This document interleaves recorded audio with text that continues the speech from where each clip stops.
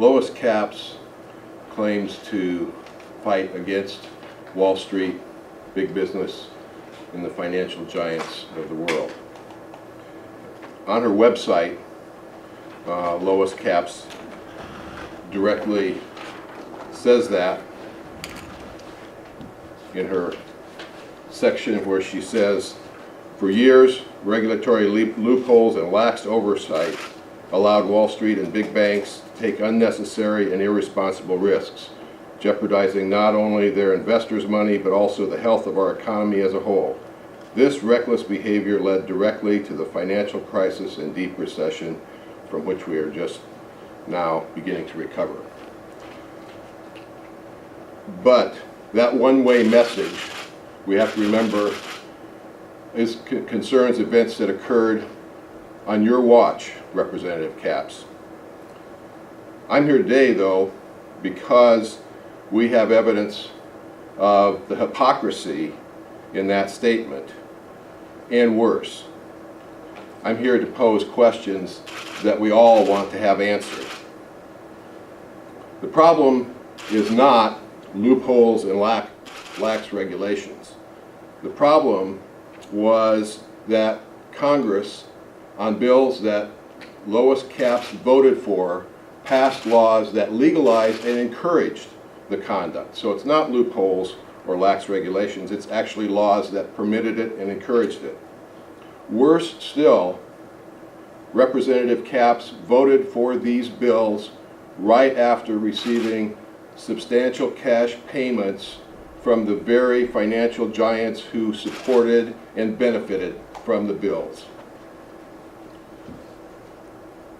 A little history to give some context. In 1933, in the depths of the Great Recession, we passed laws that were intended to protect financial stability so that we wouldn't have another collapse like we had in the Great Depression.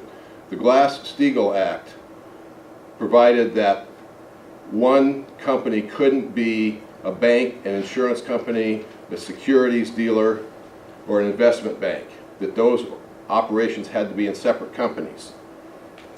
In 1999, the Gramm-Leach-Bliley Act came before Congress, and that act allowed the merger of those organizations and encouraged the development of mortgage-backed securities, which ultimately became toxic to the world economy, not just the U.S. economy. When that bill was before Congress, Representative Capps accepted over $25,000 in cash from the supporters of the bills, from the financial organizations that sought to benefit from that. After accepting those payments, she voted in favor of that bill, which took away the protections that had been in place since the Great Depression and paved the way for what was later to become our current financial distress. In 2000, another bill came before Congress, the Commodity Futures Modernization Act. That bill legalized the derivatives trading, which led to the credit default swap exposure that resulted in the bailout of AIG, because AIG basically engaged in unregulated insurance, and that unregulated insurance is what created the huge risk and damage to our economy.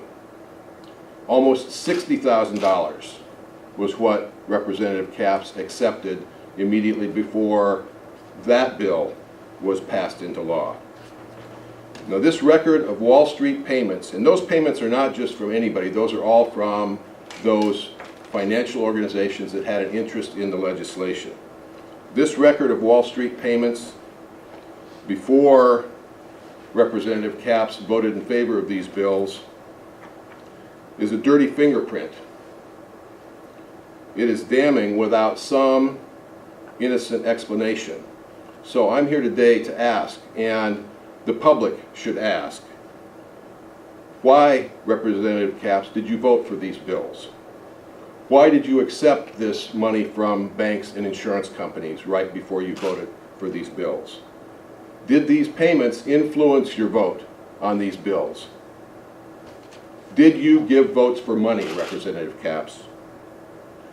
Shouldn't we all hold you accountable?